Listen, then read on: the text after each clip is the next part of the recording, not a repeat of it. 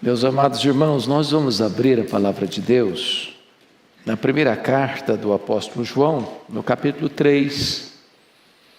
Nós já lemos os versos 11 a 24, agora nós leremos os versos 1 ao verso 10. Primeira carta de João, capítulo 3, versos de 1 a 10.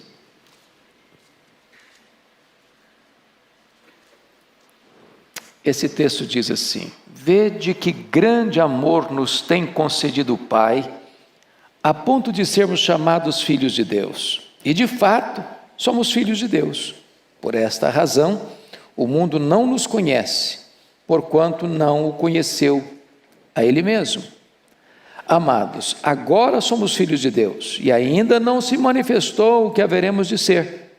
Sabemos que quando Ele se manifestar, seremos semelhantes a Ele, porque haveremos de vê-lo como Ele é. E assim mesmo se purifica todo que nele tem esta esperança, assim como Ele é puro. Todo aquele que pratica o pecado, também transgride a lei, porque o pecado é a transgressão da lei.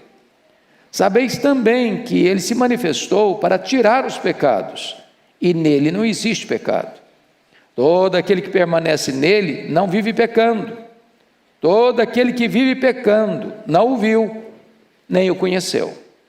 Filhinhos, não vos deixeis enganar por ninguém. Aquele que pratica a justiça é justo, assim como ele é justo.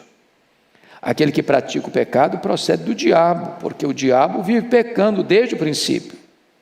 Para isso se manifestou o Filho de Deus, para destruir as obras do diabo. Todo aquele que é nascido de Deus não vive na prática de pecado, pois o que permanece nele é a divina semente. Ora, esse não pode viver pecando, porque é nascido de Deus. Nisto são manifestos os filhos de Deus e os filhos do diabo. Todo aquele que não pratica justiça não procede de Deus, nem aquele que não ama a seu irmão. Eu quero pensar um pouco com vocês sobre o seguinte tema: como vencer o pecado e viver uma vida pura. Como vencer o pecado e viver uma vida pura. Bom, a primeira coisa que precisamos compreender para examinar esse texto é que esta carta foi escrita com um propósito. E o propósito é claro no capítulo 5, verso 13. Estas coisas vos escrevi a fim de saberdes que tendes a vida eterna, a vós outros que credes em o nome do Filho de Deus. João está escrevendo para dizer que você precisa ter certeza, segurança da vida eterna, se você creu em Jesus Cristo como Filho de Deus. Se você creu, você tem a vida eterna. Se você tem a vida eterna, você precisa ter certeza disso, segurança disso. Bom, mas João não apenas diz que você precisa ter essa certeza, mas dá para você 3 evidências claras de como você pode ter essa certeza. A primeira evidência, nós chamamos de uma evidência do argumento moral. E ele está presente aí, você pode notar comigo, no versículo de número 9. Todo aquele que é nascido de Deus não vive na prática do pecado. Então, santidade é evidência da salvação. Segunda prova é aqui que nós chamamos não apenas de prova moral, mas de prova social. Está escrito no verso 14: Nós sabemos que já passamos da morte para a vida, porque amamos os irmãos. Então, a evidência da salvação é o amor aos irmãos. A terceira prova de que você é uma pessoa salva, e você pode aferir a sua própria vida, é o que nós chamamos de prova doutrinária. Olha comigo o verso 23. Ora, o seu mandamento é este, que creiamos em o nome de seu Filho, Jesus Cristo, ou seja, o Filho de Deus é o Cristo, é o Messias. Você precisa crer nele para ter vida eterna. Se você crê nele, você tem a vida eterna. Sua segurança está garantida. Hoje nós só vamos tratar deste primeiro argumento, que nós chamamos de um argumento moral, que é a evidência de uma nova vida que você tem em Cristo Jesus. Então, eu quero trazer aqui, na análise e na exposição desse texto, 4 grandes verdades. A primeira delas é o grande amor de Deus, o Pai. Então vejamos, a motivação para você viver uma vida pura e vencer o pecado começa com Deus. E aqui destaco algumas coisas. Primeiro, o grande amor de Deus precisa ser notado. Olha como começa o verso 1. Vede com que grande amor nos tem concedido o Pai. João está chamando a sua atenção. Olhe, observe o quanto você é amado. Quão grande este amor. Quão extenso este amor. Quão profundo este amor. Quão altaneiro este amor. Quão vasto este amor, que não pode ser traduzido em palavras humanas. Já dizia o poeta, que ainda que todas as nuvens fossem papel, ainda que todas as árvores fossem pena, ainda que todos os mares fossem tinta, e ainda que todos os homens fossem escritores, nem assim se poderia descrever o grande amor de Deus. Mas vejam vocês, que este amor eterno, imenso, abundante, merecido e provado, precisa ser, além de notado, está escrito que o grande amor de Deus foi regiamente demonstrado. Você pode perguntar, mas como assim Deus me ama? Que grande amor é esse? E o verso 1 prossegue assim: veja com que grande amor nos tem concedido o Pai, a ponto de sermos chamados filhos de Deus. Agora, para um pouquinho. Como é que você é filho de Deus? De 3 formas. Primeiro, você é filho de Deus porque Deus criou você. Ele tem o direito de criação. Segundo, você é filho de Deus porque você foi adotado na família de Deus. Adoção era uma coisa muito comum naquela época, como é ainda hoje. Quando uma criança é adotada, por exemplo, ela passa a ter o nome da família que a adota. Ela passa a ter os mesmos direitos dos filhos naturais. Se havia dívidas lá para trás, elas são canceladas. É uma nova vida. Então você foi adotado por Deus como filho. Mas em terceiro lugar, você é filho de Deus por geração. Você nasceu de novo. Você nasceu de cima. Você nasceu do Espírito. Você é nova criatura. Então você é filho de Deus nesse tríplice aspecto. Porque Ele criou você, porque Ele adotou você, porque Ele gerou você. Uma nova geração, você nasceu de cima do Espírito. Então veja comigo, que quando você olha para o passado, você vê a bênção da filiação, a ponto de sermos chamados filhos de Deus. Olha para trás. Houve um momento que você foi declarado filho de Deus. Quando você olha para o presente, você vê a bênção da apropriação desta filiação. Versículo 2, ele diz assim: amados, agora somos filhos de Deus. Então para um pouquinho, não perca de vista não, você é filho de Deus agora. Olha o privilégio, olha a honra. Muita gente aí querendo ser filho do fulano, do beltrano, do ciclano, uma pessoa importante, uma pessoa com muito dinheiro, que vai ter uma grande herança. Pois você é filho do Rei dos Reis, você é filho do Deus Todo-Poderoso. Tudo que existe é seu, porque você é herdeiro de Deus e co-herdeiro com Cristo. Mas, em terceiro lugar, olhando para o futuro, nós vemos não só a bênção da filiação, mas vemos a bênção da glorificação. Olha o finalzinho do verso 2. E ainda não se manifestou o que havemos de ser. Sabemos que quando Ele se manifestar, seremos semelhantes a Ele, porque haveremos de vê-lo como Ele é. Ou seja, se nós seremos semelhantes a Ele, nós seremos glorificados. Nós teremos um corpo semelhante ao corpo da sua glória. Então, este grande amor de Deus é que move você a ter uma vida de santidade e de pureza. Mas em terceiro ponto, o grande amor de Deus deve ser correspondido. Olha o verso 3.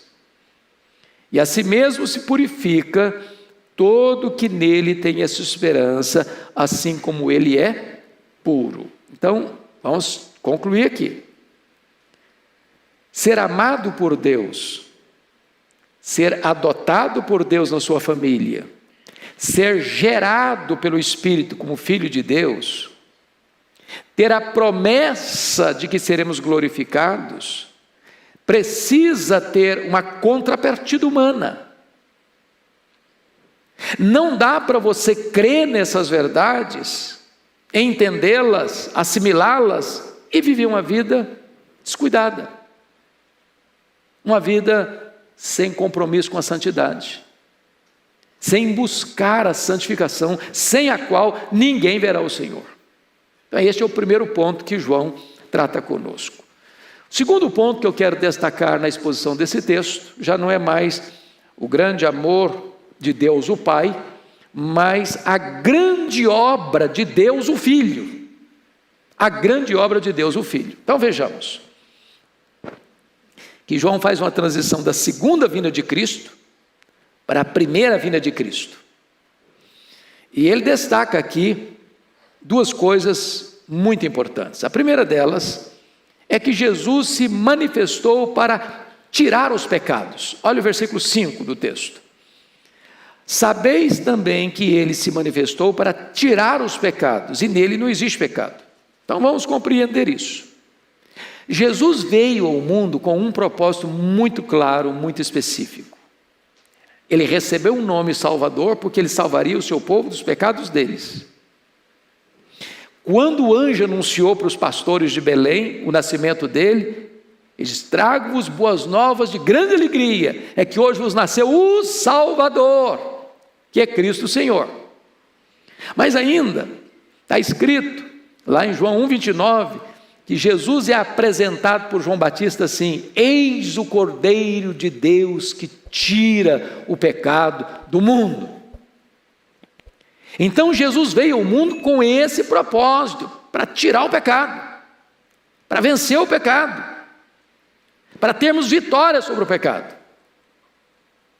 Porque o pecado é maligníssimo, o salário do pecado é a morte.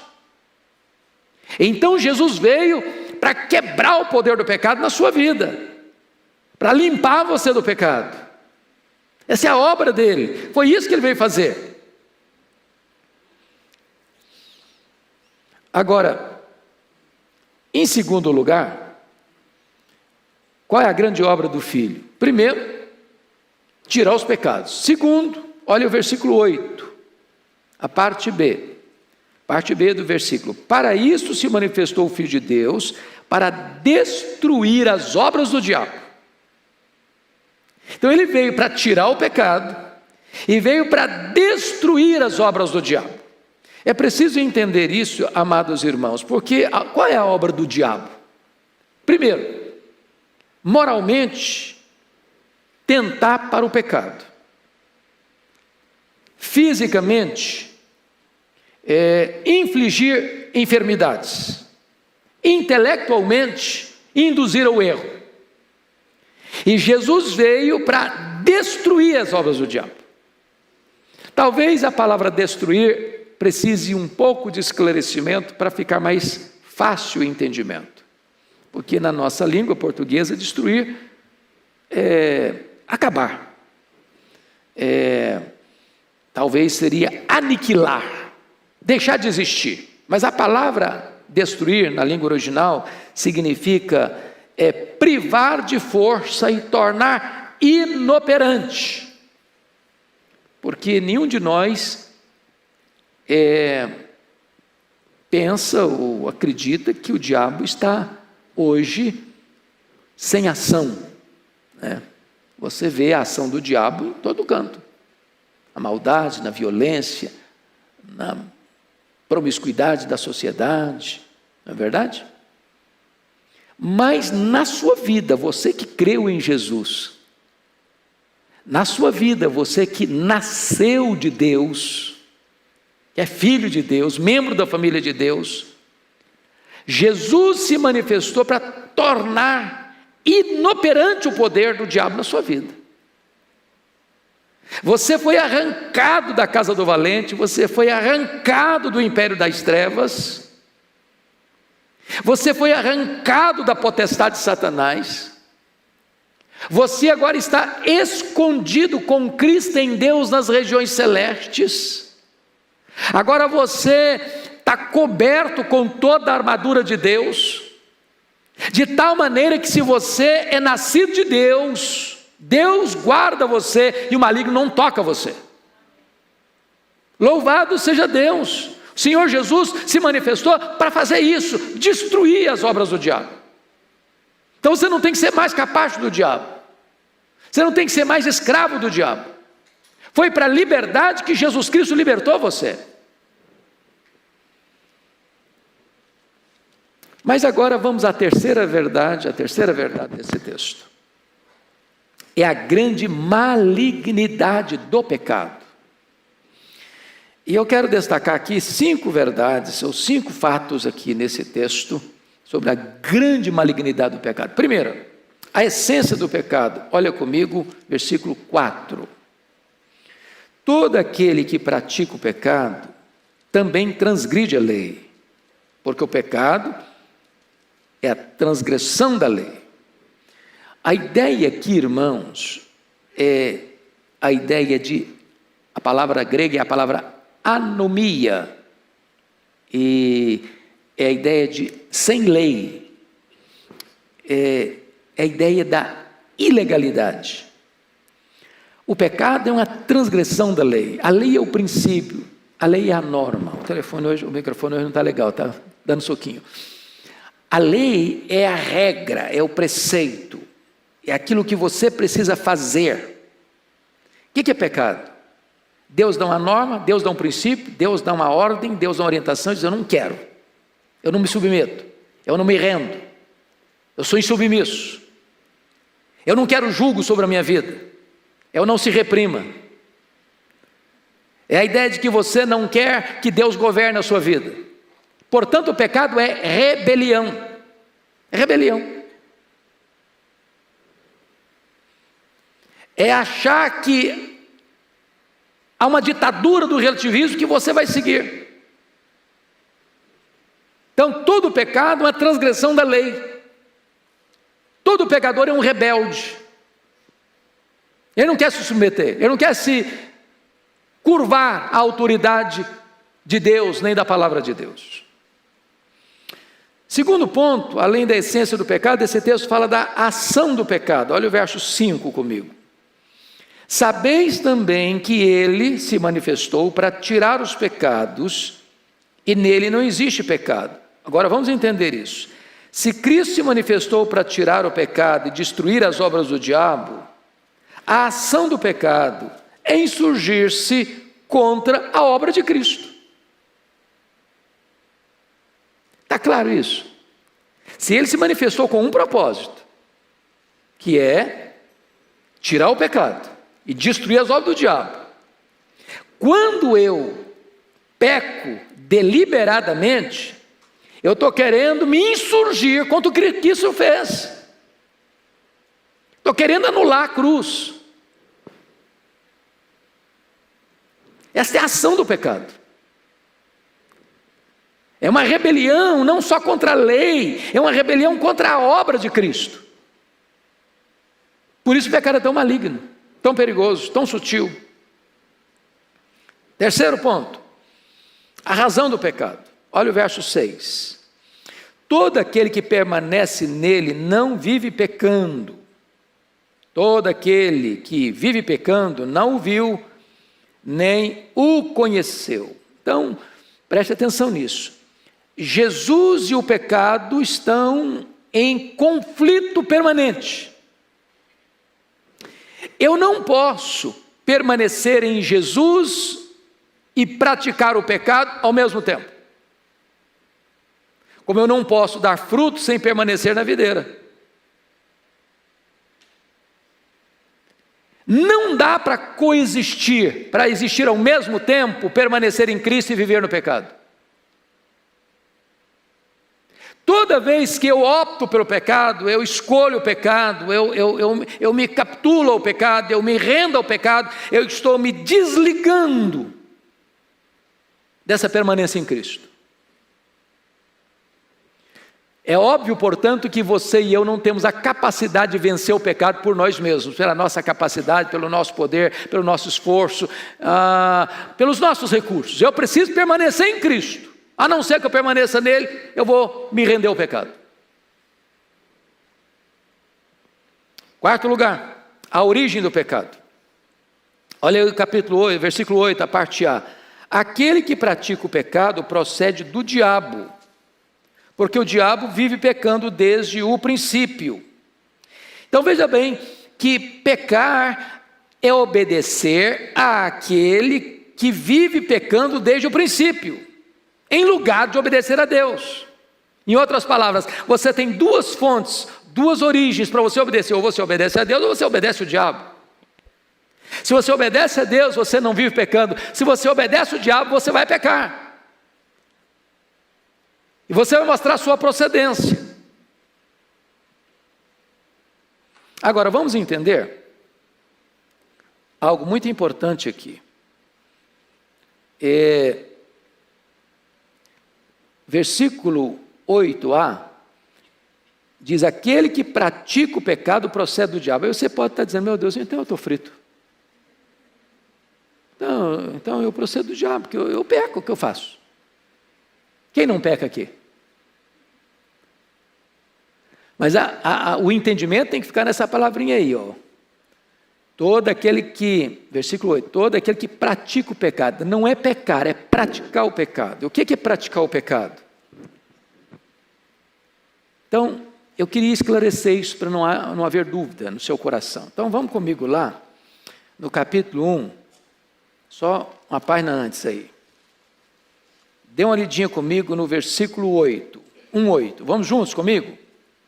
Se dissermos, juntos comigo, se dissermos que não temos pecado nenhum, a nós mesmos nos enganamos, e a verdade não está em nós. Agora o versículo 10. Se dissermos que não temos cometido pecado, fazemo-lo mentiroso, e a sua palavra não está em nós. Ou seja, quem afirmar que não pecou lá atrás, e quem afirmar que não peca hoje, é mentiroso. Agora, qual a diferença entre pecar e viver na prática do pecado, e praticar o pecado? Pecar, para o crente, para o Filho de Deus, é um acidente. Praticar o pecado é um costume, é um hábito. É uma prática contínua. A palavra no grego está no chamado presente contínuo, vive pecando, pecando, pecando, pecando. Por exemplo, você levanta todo dia de manhã, a maioria de nós toma um banho, toma um café, escova os dentes, antes de tomar o café, depois escova de novo, depois sai para o trabalho, depois almoça, depois vem em casa, toma um banho, faz um lanche ou janta, e dorme, e acorda, e etc, tudo de novo. Isso é o que? Hábito, isso é prática, isso é comum, isso é constante, isso é rotina. Praticar o pecado é isso. Não é que de vez em quando você dá uma escorregada, dá uma fraquejada, fala uma coisa que não devia falar, pensa uma coisa que não devia pensar, faz uma coisa que não devia fazer, e se arrepende, meu Deus, me perdoe, e toma um caminho de volta, e vamos para frente. Se você vive, diz aqui o texto, versículo 8, aquele que pratica o pecado procede do diabo, porque o diabo vive pecando. O crente não vive pecando. O crente peca, mas o crente não vive pecando. Então você tem tem alguém aqui hoje que está vivendo no pecado, peca e torna a pecar, e é natural, e é comum, e ele não se arrepende, ele não fica triste, e bola para frente, porque está continuando a pecar. Para um pouquinho. Quem é seu pai? De onde você procede?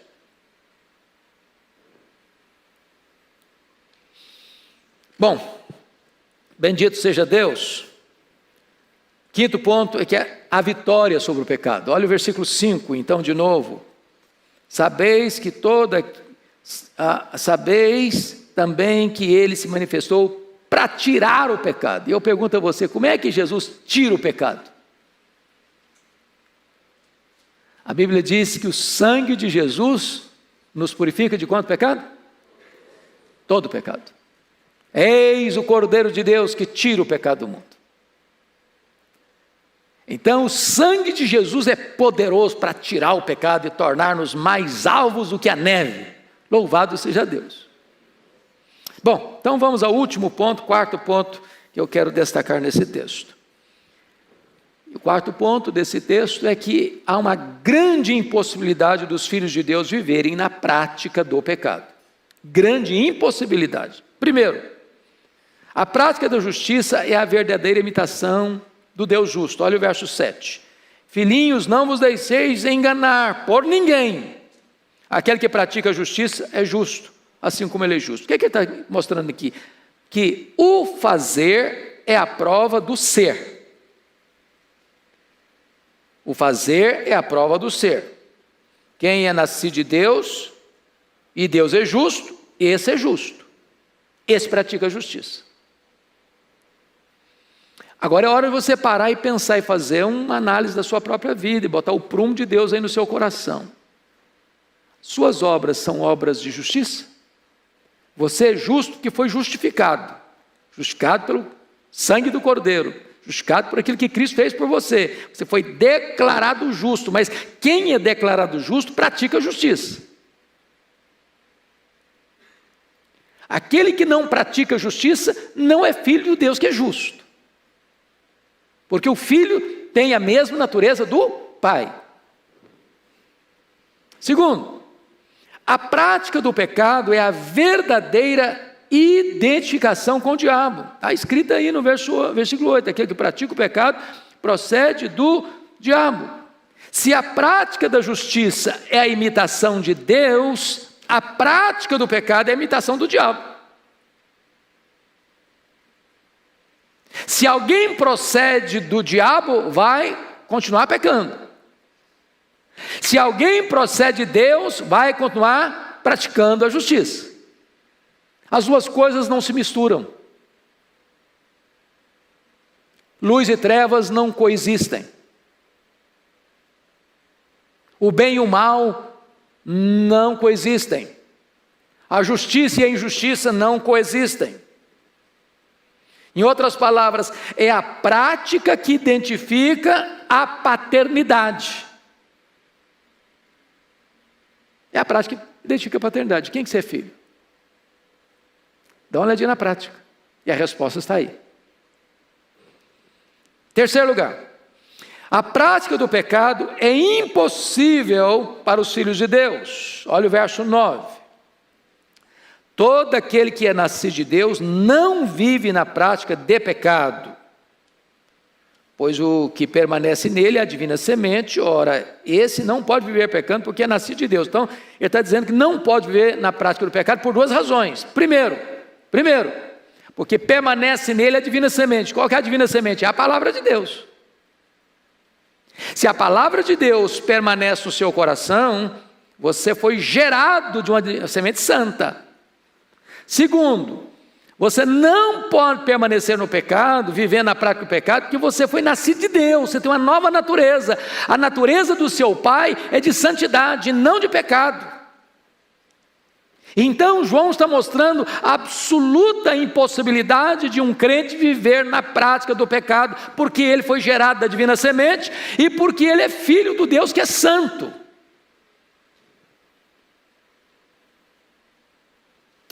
Em último lugar, os filhos de Deus e os filhos do diabo são conhecidos por suas obras. Então só tem duas possibilidades: ou o cidadão é filho de Deus, ou ele é filho do diabo. Não tem uma terceira opção, não tem uma terceira via.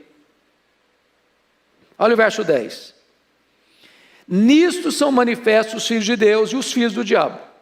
Todo aquele que não pratica justiça não procede de Deus, nem aquele que não ama seu irmão. Então, duas evidências de que você é filho de Deus. Você pratica justiça? Você ama seu irmão? Então você é filho de Deus. Como é que eu posso saber que uma pessoa é filho do diabo? Ela não pratica justiça. e ela não ama seu irmão, então é filho do diabo. O diabo não sabe amar, só sabe odiar. O diabo não sabe o que é santidade, só sabe o que é devassidão, iniquidade e injustiça.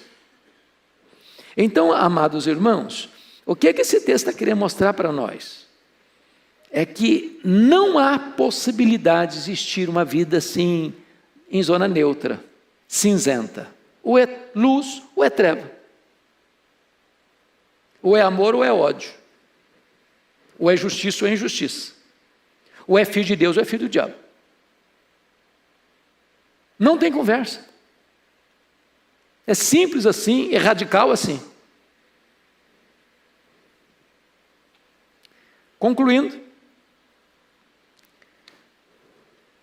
Jesus disse: você conhece uma árvore de que maneira? Pelos frutos. Pelos frutos conhecereis. Aquele que vive na prática do pecado, ele contraria o propósito das duas vindas de Jesus. Jesus veio primeiro para tirar o pecado.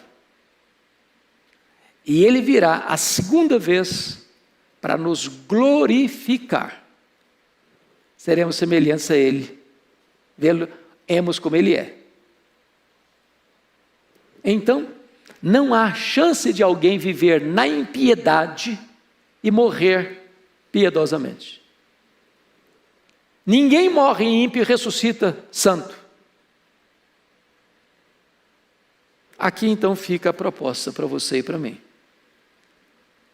Nós podemos e devemos viver uma vida de vitória sobre o pecado e uma vida de pureza. Porque nascemos de Deus, somos filhos de Deus, gerados da divina semente. E o Senhor Jesus veio para nos limpar do pecado, para destruir as obras do diabo e para nos salvar, nos perdoar e, enfim, quando voltar, nos levar para a glória, para vivermos com Ele, porque seremos semelhantes a Ele e vê-lo-emos como Ele é. Que Deus nos abençoe. Amém.